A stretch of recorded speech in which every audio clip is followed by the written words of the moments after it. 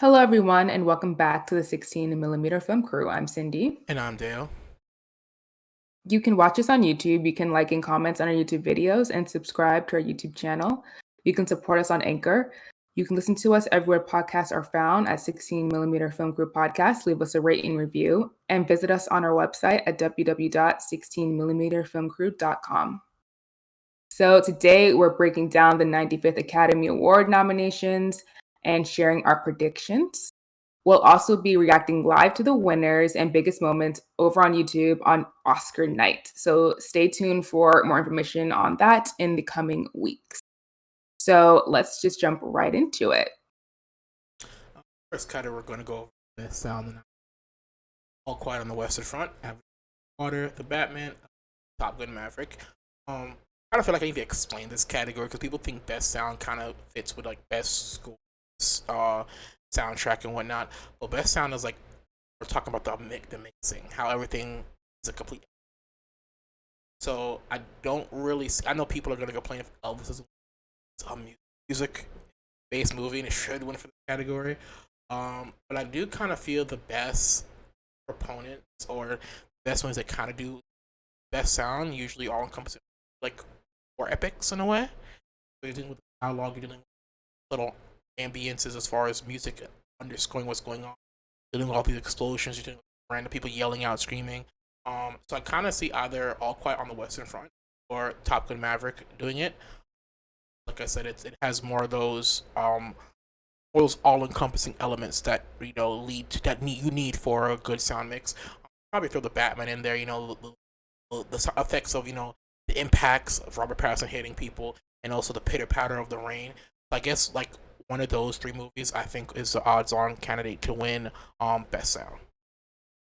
Yeah. I would probably say All Quiet on the Western Front and Top Gun Maverick will probably be the front runners. I'm just happy to see the Batman here. I'm happy that it made it to the Oscars because it was a great movie.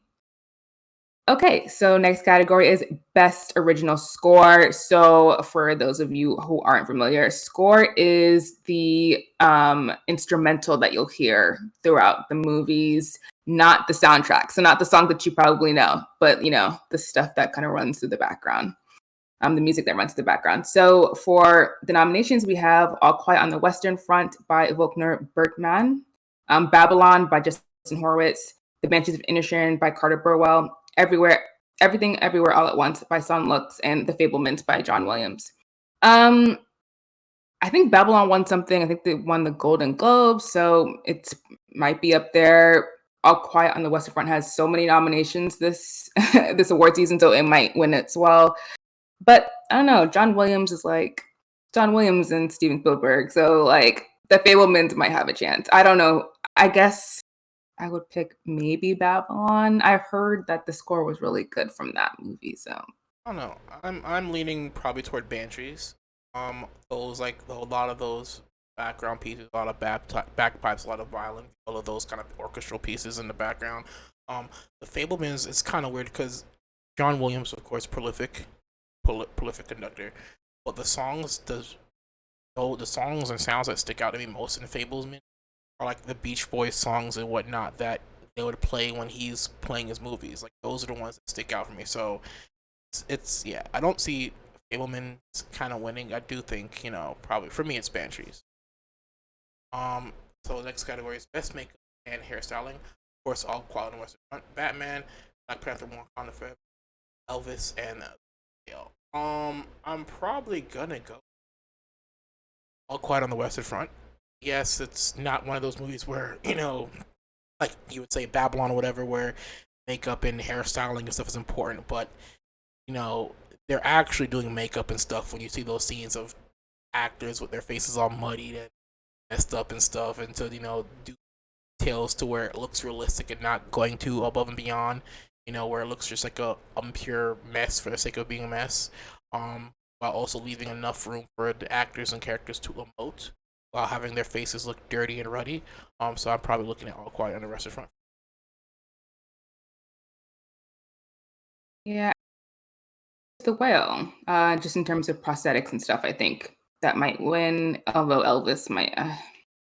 I have so many mixed feelings about Elvis, but I'm gonna choose the whale for that one. Um, Best live action short, An Irish Goodbye, Alville, Alville, Le People, Night Ride, and The Red Suitcase. I have not seen any of these. These are always the categories where like most people haven't seen it, which is quite sad. But I'm just gonna give it to Le People because Alfonso Cuarón is attached. No, Yeah. same. These are those categories like around film festival season. They're usually like the $50 pass. You can get these, watch all the shorts and stuff. Sucks that they just don't get, like, you would think one of these TV stations or platforms would just put it's on their platform, but the only viewing opportunity you have to watch those are during this film festival season. So I don't think the wider film audience, or even some critics, would pick up a lot of these projects. Kind of just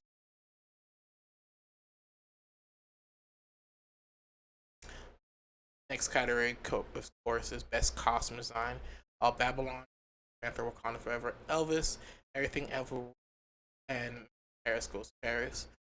Um, it's kind of known my I guess my awe for period pieces as far as their costuming. I mean, Hollywood loves those things for patting themselves in the back as well. Kind of see either Elvis or potentially Babylon. Of course, every time Black Panther, Wakanda Forever, or Black Panther in general, those movies have been mentioned out of during the whole Marvel, verse when it comes to costume design. Their movies are always up there for this category. So you might say because of familiarity, Black Panther might win, but I'm probably leaning toward either Babylon or Elvis. To Black Panther, Wakanda Forever, because Ruth won the last time she was nominated, so I'm just gonna give it to her. Best animated short film: The Boy, the Mole, the Fox, and the Horse, The Flying Sailor, Ice Merchant, My Year of Dicks. Okay, that sounds interesting. And an ostrich told me the world is fake, and I think I believe it. Literally don't know anything about this, so abstain. Same. I'm going to abstain as well. But it looks like of it. The looks of it. This category by just the names on the titles, and especially it sticks out as My Year of Dicks, is clearly this category is on animated, not really just a platform for kids, which Guillermo del Toro No. championed during. But good luck to all these nominees for the category. Mhm. Best animated feature film, one I think we all have seen. It's not a short, so everybody. The nominees are Guillermo del Toro's Pinocchio, Marcel the Show with Joshua, The Sea Beast, and Turning Red. You know me, I'm a child of immigrants with parent problems. So so my I guess the two I'll probably pull for is probably Guillermo del Toro's Pinocchio, probably Turning Red. Those are my two favorites to win. Yeah. Pinocchio's one in the category. That's my that's it. Best visual effects. Okay, All Quiet on the Western Front, Avatar, The Way of Water, The Batman, Black Panther, Wakanda Forever, and Top Gun Maverick. Ooh, I'm thinking it's gonna go to Avatar, if not Top Gun. And Yeah. and this category is interesting because it says visual effects, but people have to understand that there's a difference between practical visual effects and CGI. It's like they're not the same thing. And Top Gun Mm. is up there with the practical side of the visual effects. Avatar: Way of Water is up there with CGI kind of. So it's good to see those two are probably going to go head to head for this award in this category. Next, best production design. You have All Quiet on the Western Front, Avatar: The Way of Water, Babylon, Elvis. I am probably going Avatar: Way of Water. The fact that this is a CGI, and the issue is with one of these projects, especially when it's supposed to be it's set in a fantasy type realmish world. There are no real world kind of examples you could draw from, inspired from how your characters look, how the world looks, how the animals look. Kind of have to put more effort coming up with lines for all those elements. So I'm going to Cameron in them for water. Uh, yeah, I don't know actually. My choice might be like either Babylon or Elvis, but I don't know. I don't really the production design again because I didn't see the movie. See, if I would have watched the movie, I would have been able to say how I felt about the Avatar or the Way of Water situation. But honestly, if anyone gets it, I'm fine with it. I mean, I didn't see it I don't either, really but have I any. can respect and I understand the work they have to do production design kind of project. Best original. Best original. I cut you off, my bad. Didn't you just do production I design? did. Sorry. Best original song. Okay, applause from "Tell It Like a Woman." Okay. "Hold My Hand" from Top Gun Maverick, "Lift Me Up" from Black Panther: Wakanda Forever, "Natu Natu" from RRR, and "This Is a Life" from Everything Everywhere All at Once. Um, I'm gonna give it to Natu Natu because it won before. So yeah. Yeah, like the black person to me says I'm rooting for everybody. Black wants to say "Lift Me Up" from Wakanda Forever, but Mm. honestly, it has the same problem that "Hold My Hand" from Top Gun by Lady Gaga has, where that song really plays kind of result. It's not really a part of the movie. I don't remember. Whereas "Natu Natu" comes in like big, Bollywood like style dance scene that draws you in, like, and it's the all accompanying experience that it carries "Natu Natu" as well. Whereas "Lift Me Up" and "Hold My Hand" and play like in the background scene Mm. and RR as well. Best international feature film.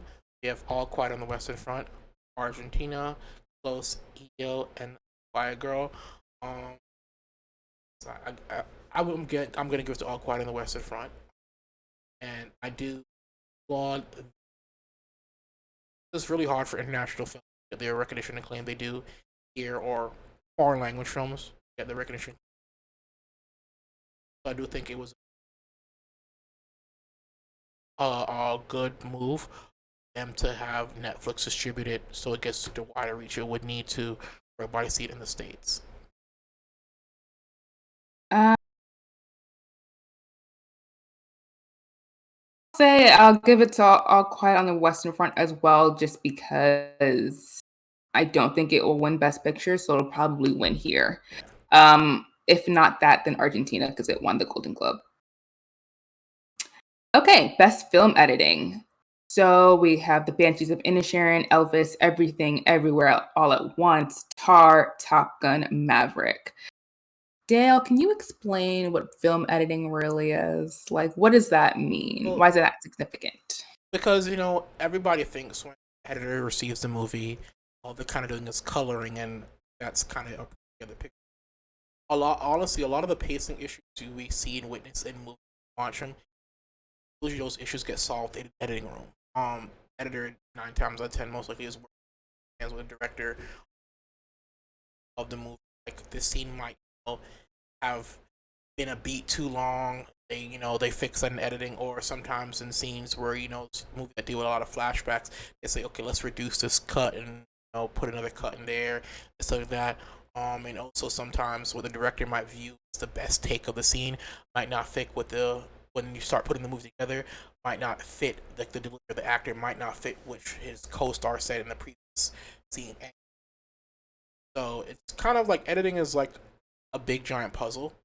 Um, and for me, if I'm thinking editing, I'm also thinking the visual effects kind of side to it as well in this category. Um, I'm probably gonna give it based on all those factors, everything everywhere at once. Because it had all that going on. So it's lots of deals in that movie. So yeah, everything everywhere. To either Tar or The Banshees of Inisherin. I think that uh, it's interesting that the editing is so prominent in terms of how the comedic timing goes, because Yeah. these aren't movies that you might think will be like hilarious, but they were very funny, and that really came down to how it was edited. So I'm giving it to both of those things. Either one I hope wins. I don't know why the hell Elvis is here again. Yeah. The feelings I have for Elvis this season, I just don't. I won't get into it, but yeah. Why is Elvis? Why is Elvis Anyway. here? So the next category is best out. Once again, it's the same issue with even though us ourselves, we are more delving more into the film festival realm, but there are so many film festivals doing so many different short films. Category that's hard to track of. I have to stay from this category. Yeah, I'm abstaining. Yes, I'm abstaining. I was just gonna be like, what title seems fun? But I won't do that. I mean, we So will like now that these nominees are here, we're probably gonna watch these movies before the go back. Oscars comes out. So Yeah. Okay, best documentary feature film: All That Breathes, All the Beauty and the Bloodshed, Fire of Love, A House Made of Splinters, and Navalny. I think I've heard things about All the Beauty and the Bloodshed, so I'm going with that one, I guess. we're gonna do the thing that I condemn almost every voter for. Just voting for the one they only saw, but because the only one I saw in this category is Fire of Love, that's what I'm gonna go with. But between now and Oscars come out, so I've seen all these pictures. My opinion, probably my. Now I'm going with Fire of Love.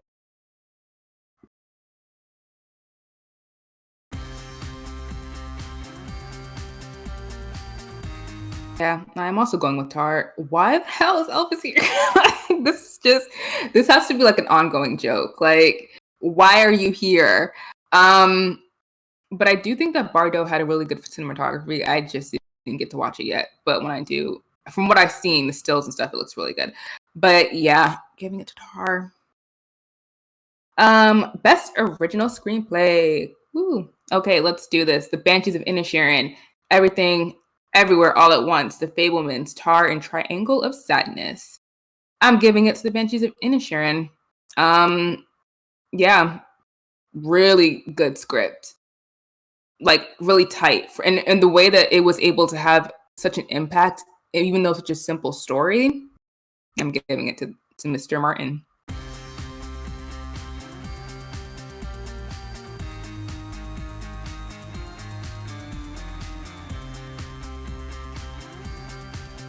Okay, so Best Supporting Actress, we have Miss Angela Bassett, Hong Cho, Carrie Condon, Jamie Lee Curtis, and Stephanie Hsu.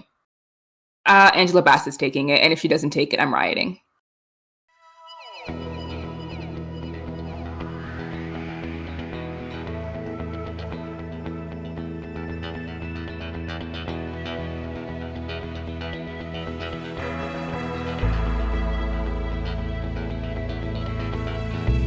Yeah, I'm giving it to Ki Hoon Kwan from Everything Everywhere All at Once because he has been winning, and I think it's his time. It's his moment. I'm really happy to see Brian Tyree Henry here. Like that, I'm so happy he's here. He is such a great actor, and I'm finally happy he's like getting his due. Best lead actress: Kate Blanchett for Tar, Ana Diarmas for Blonde, Andrea Riseborough for To Leslie, Michelle Williams for The Fablemans, and Michelle Yeoh for Everything Everywhere All at Once. I guess I have to address the elephant in the room. Viola's in here. R.I.P. Sorry. I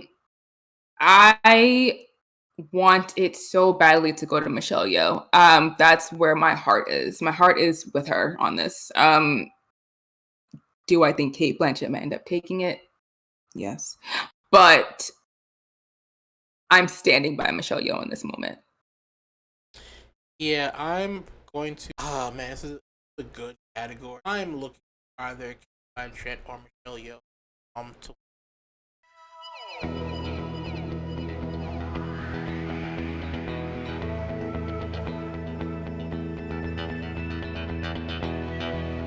I'm giving it to Brendan Fraser. I think that Yeah, I can't wait to see The Will just to see his performance. But he is he has like a what is it, a success story in a weird way where he like got successful and then his career completely stalled because he was blacklisted, and now that he's back, everyone feels this kind of, I don't know, this like generosity of spirit of like he's back and he really cares about like what he's doing and he never should have left. The system never should have screwed him over, honestly. So I think he has like this great redemption arc, which is fun. Like I think like people look for narratives when it comes to people who win the Oscars. So I think Austin obviously has a strong one just because of his connection with Lisa Marie Presley and all that other stuff. But I do think that Brendan, because his performance was so critically praised, not only at Venice, but all the other festivals that the films, debuted at, he didn't go to the Golden Globes for obvious reasons because of his history with that, but he did win the Critics' Choice. We still have BAFTA. We still have, I think we have Indie Spirits. So we have a couple more awards to see if that track record stays. But right now it's 1-for-1, one Austin, one Brendan. So we'll see what happens on Oscar night. But I really want Brendan to win. I think that would be awesome. Okay, Best Director, Martin McDonagh for The Mentions of Inisherin, Daniel Kwan and Daniel Scheinert for Everything Everywhere All at Once, Steven Spielberg for The Fabelmans, Todd Field for Tar, and Ruben Östlund for Triangle of Sadness. I think it would be really cool if the Daniels won it. That would be awesome. I don't know. I'm torn between Stephen Martin and the Daniels. I can't choose between the three. Sorry.